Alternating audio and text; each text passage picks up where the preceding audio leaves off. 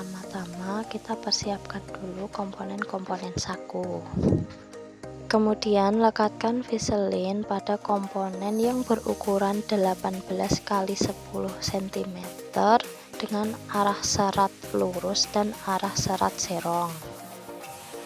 Untuk komponen yang dilapisi Vaseline dengan arah serat serong digunakan untuk membuat lubang saku paspoal. Sedangkan komponen yang dilapisi Vaseline dengan arah serat lurus biasanya dilekatkan pada bagian furing dengan bahan yang berbeda dari bahan utama, baik dari jenis bahannya dan warnanya. Selanjutnya, komponen dengan arah serat lurus dan bagian sisi badan itu nanti akan diopres terlebih dahulu.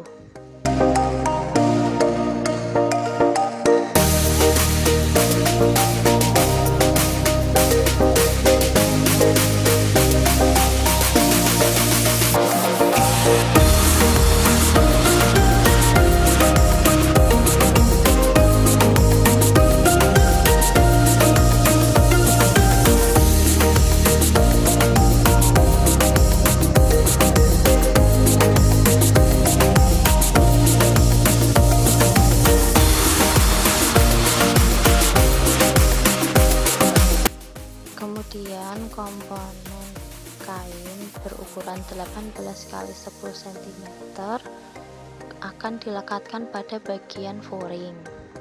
Apabila warna dan bahan furing sama dengan bahan utama, maka tidak perlu menambahkan kain lagi seperti langkah yang dilakukan pada video ini.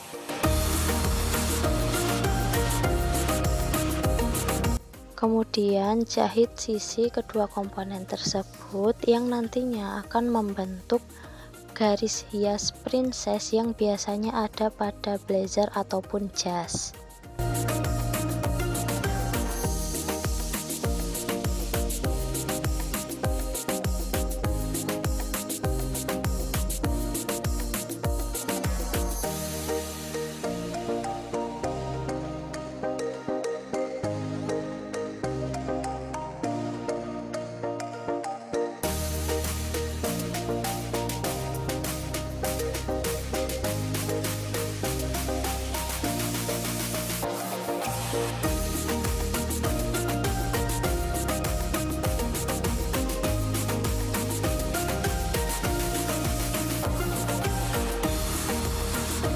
Setelah itu, rapikan sambungan kedua komponen tersebut dengan setrika. Dilanjutkan dengan membuat klep saku dengan cara menjahit sisi kain keras dengan diberi jarak sekitar 1 mm.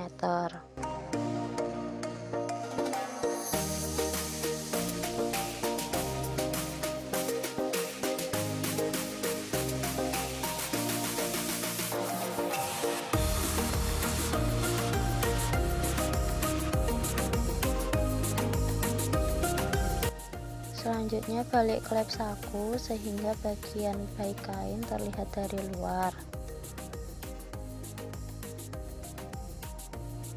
Agar ujung saku dapat runcing, rapikan dengan bantuan jarum ataupun pendedel seperti pada video, tapi harus hati-hati jangan sampai tirasnya keluar atau serat kainnya keluar.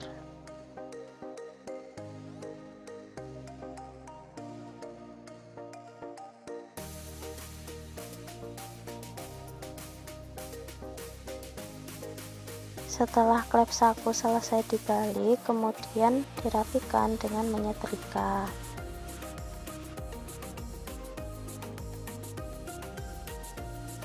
Setelah itu kita beri tanda letak lubang saku.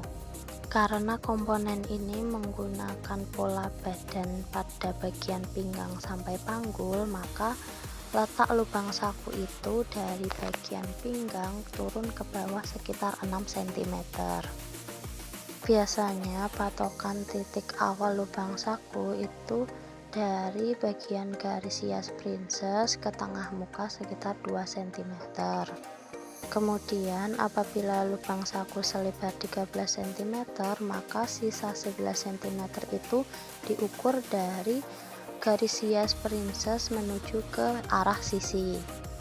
Tetapi penempatan lubang saku juga tergantung dari desain blazer atau jas yang kalian buat.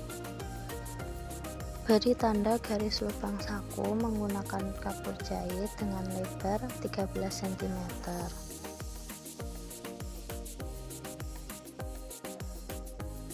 Kemudian juga beri tanda pada komponen dengan arah serat serong seperti pada video.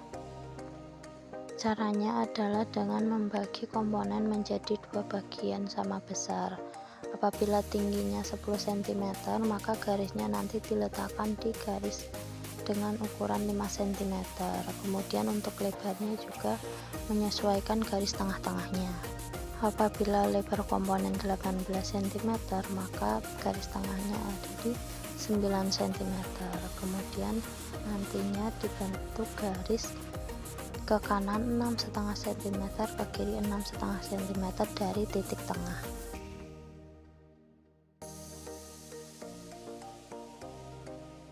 Terakhir, buat tanda garis lubang saku pada bagian furing. Garis lubang saku digambar pada permukaan buruk kain furing. Letak lubang saku disesuaikan dengan letak lubang saku pada kain dengan garis serong, yaitu turun sekitar 5 cm.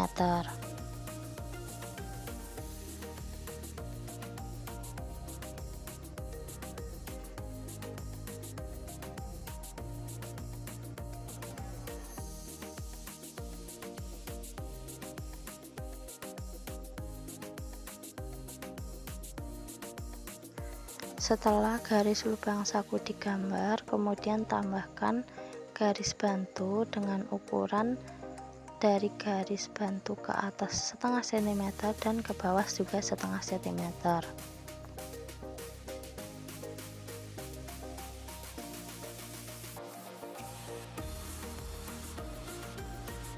Kemudian tambahkan garis di atas dan di bawah garis lubang saku sesuai dengan ukuran yang sudah dibuat, yaitu setengah cm.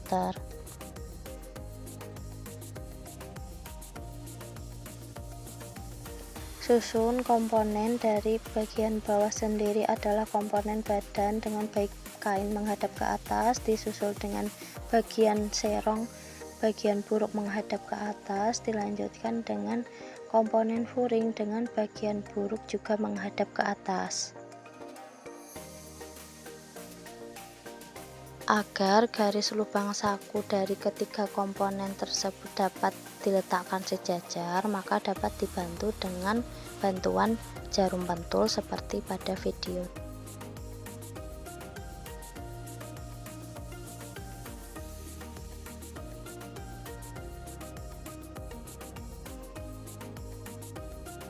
Tekan jarum pentul sampai ketiga komponen tersebut berhimpit sehingga tidak bergeser. Apabila posisi sudah pas, maka bisa ditambahkan dengan jarum pentul.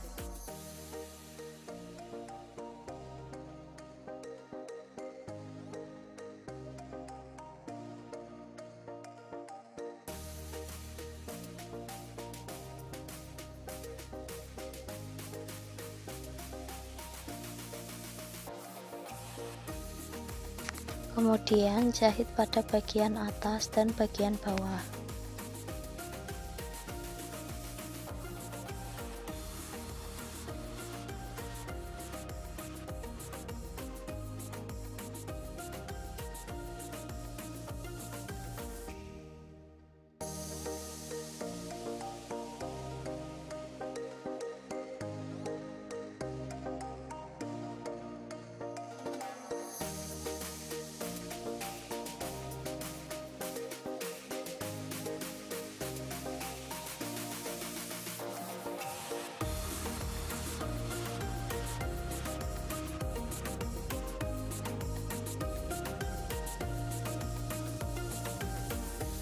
Hasil jahitannya akan seperti ini, dengan bagian kambuh belakang rapi terbuka. Pada bagian ujung lubang saku kanan dan kiri beri tanda segitiga. Bentuk segitiga ini nantinya menjadi batasan dalam proses pengguntingan lubang saku.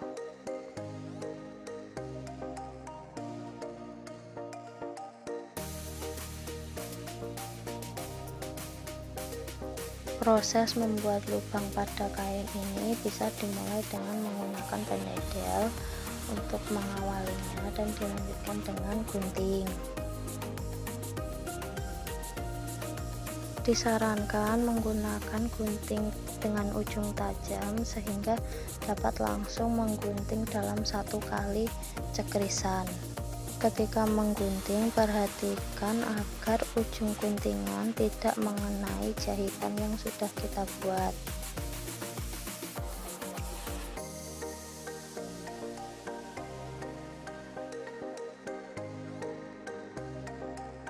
Jika sudah dipotong lubangnya sesuai dengan bentuknya, maka bagian puring dan kain serong dimasukkan ke bagian ulu komponen.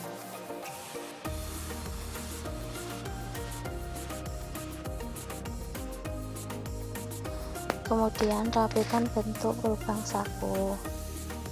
Kemudian buat bibir saku paspoal dengan cara melipat ke atas sekitar setengah sentimeter dan melipat ke bawah sekitar setengah sentimeter pada komponen kain serong.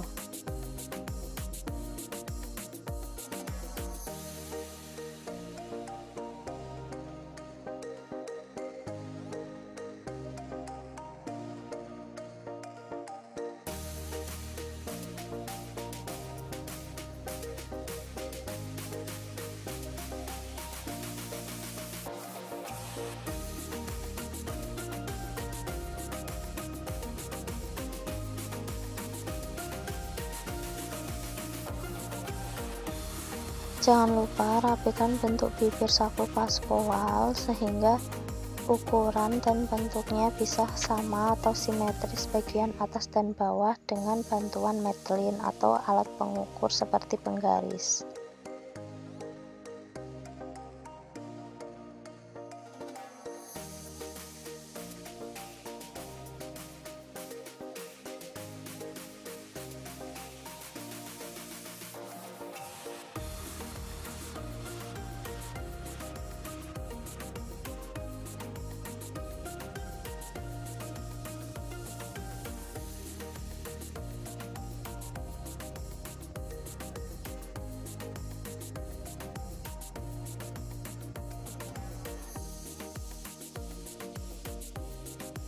Setelah dirasa ukurannya sudah pas, maka lubang paspoal dirapikan dengan penyetrika. Agar lubangnya tidak terbuka-terbuka, maka bisa dibantu dengan jahitan tangan.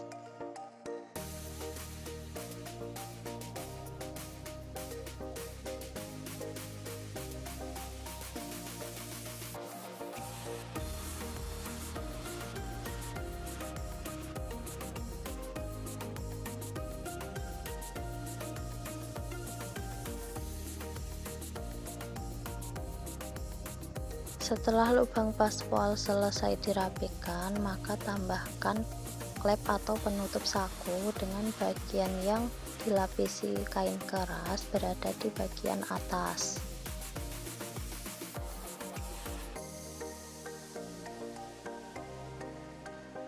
Rapikan ukuran klep dengan mengukur tinggi klep sesuai dengan ukuran yang dikehendaki, misalkan 5 cm. Setelah dirasa klep sudah dipasang dengan tepat, maka bisa disemat dengan jarum pentul agar posisinya tidak bergeser.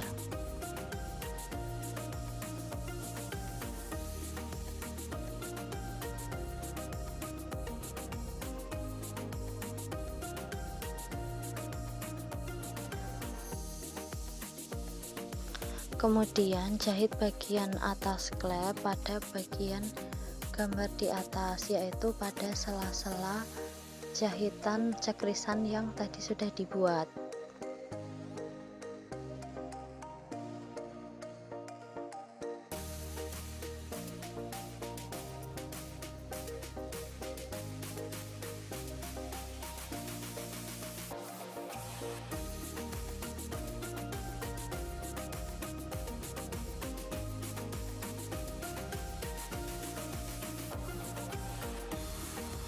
Obras bagian bawah pinggiran komponen tersebut agar terlihat rapi.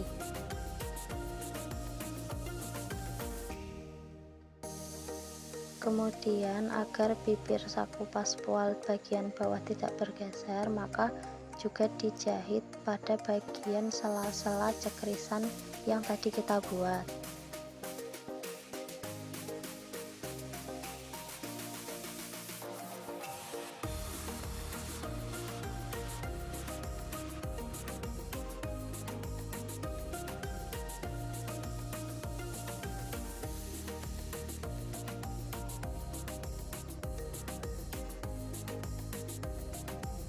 Hasil jahitan akan seperti pada gambar di video. Kemudian jahit bagian bawah yang sudah diobras tadi pada bagian furing.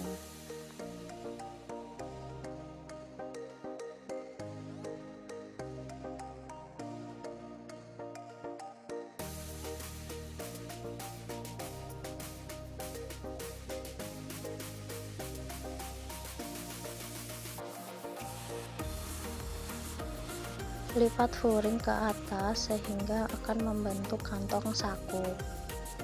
Untuk ujung furing diletakkan sejajar dengan ujung klep saku seperti pada video.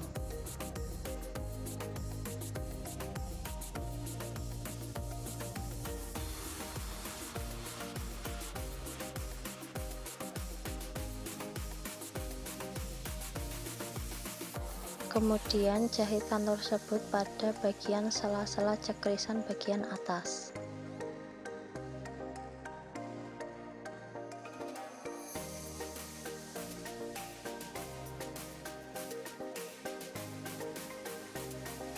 Sehingga hasil bagian atas klep itu tidak akan terbuka atau berlubang. Lanjutkan dengan menjahit sisi kantong, sisi kanan dan kiri. Sisi kantong dijahit dimulai dari menjahit bagian cekrisan segitiga seperti pada video.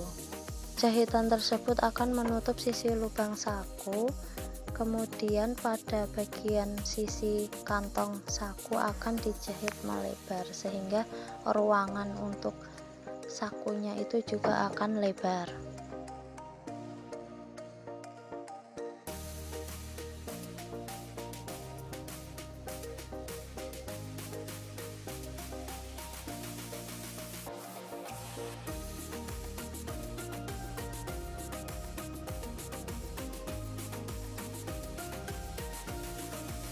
Lakukan langkah yang sama pada sisi kantong satunya.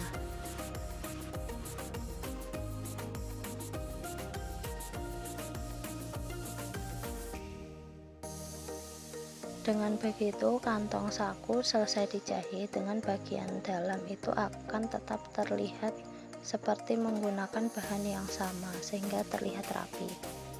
Rapikan ujung atas lubang saku dengan mensejajarkan ukuran dari panjang komponen. Kemudian sisi kantong diobras seperti pada video tersebut.